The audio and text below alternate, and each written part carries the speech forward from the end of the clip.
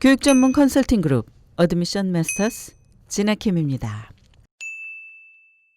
교사는 단지 학과목 지식을 전달하는 역할만 하는 사람이 아닙니다.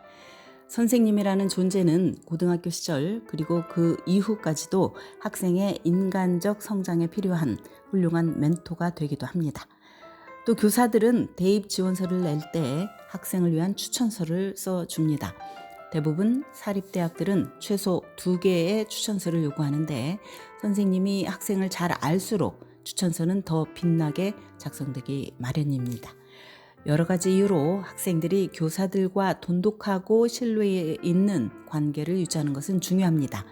어떻게 하면 교사와 좋은 관계를 형성할 수 있을까? 추천서를 잘 쓰려면 교사는 해당 학생이 학생으로서 어떤지 잘 알아야 합니다. 그러나 학생이 수업 중에 별로 말이 없고 참여도가 낮다면 교사는 그 학생에 대해 제대로 파악하기 어렵습니다. 학생이 수업에 적극 참여하고 수업 준비를 착실히 해온다는 것을 교사가 느끼면 학생에 대한 호감도가 상승하기 마련입니다. 예를 들어 학생이 수업 중 토론에 정기적으로 꾸준히 기여한다든지 주저하지 않고 수업 내용의 개념에 대한 질문을 하는 것 등입니다. 내가 의문이 있다면 다른 학생들도 같은 의문이 있을 가능성이 높습니다. 그러므로 매 수업의 토론에서 적어도 한 번씩 참여 또는 질문을 하는 것을 목표로 삼아야 합니다. 교사들은 도움이 필요한 학생들을 만나주는 오피스 시간을 갖습니다. 이 시간을 활용해서 학생이 수업에 대한 열의와 의지를 보여줄 수 있습니다. 그러나 단지 오피스 시간에 찾아가는 것만으로는 안 됩니다. 자신이 진짜 호기심이 있는 분야의 주제 또는 혼자 공부해도 답이 잘 안 나오는 것에 대한 구체적인 질문을 가지고 가도록 해야 합니다.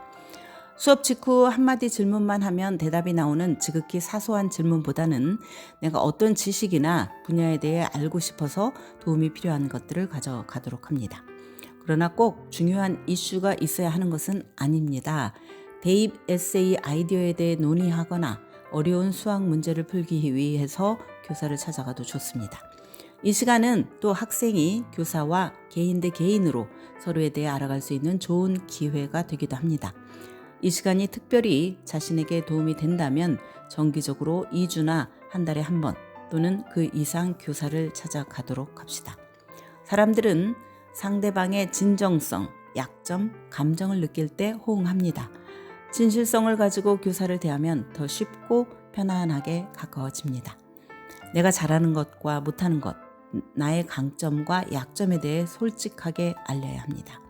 이것은 공부에 대한 것일 수도 있지만 개인적인 것, 가령 친구와 싸웠다거나 하는 이야기도 포함이 됩니다. 교사에게 마음을 열고 자신의 고민을 털어놓는 것입니다.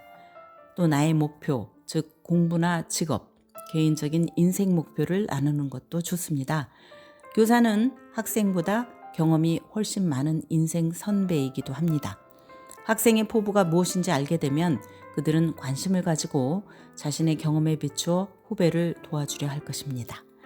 그러나 일방적으로 학생의 이야기만 하기보다는 상호 소통하는 관계를 추천합니다. 예를 들면 교사에게도 방학이나 주말에 무엇을 할 계획인지, 왜 교사라는 직업을 가지게 되었는지 등 질문을 하는 것입니다. 직업을 가지기까지 교사가 걸어온 여정을 듣다 보면 저절로 다양한 직업에 대한 통찰력도 키울 수 있습니다. 교사가 어드바이저로 있는 교내 활동에 참여하는 것도 좋은 방법입니다. 그렇다고 해서 부정직하게 내가 관심 없는 활동까지 억지로 할 이유는 없지만 내가 관심 있는 분야일 경우 관련 활동을 같이 하면서 교사에게 나의 색다른 면모를 보여줄 수도 있습니다. 지금까지 교육 전문 컨설팅 그룹 어드미션 마스터스 진아킴이었습니다.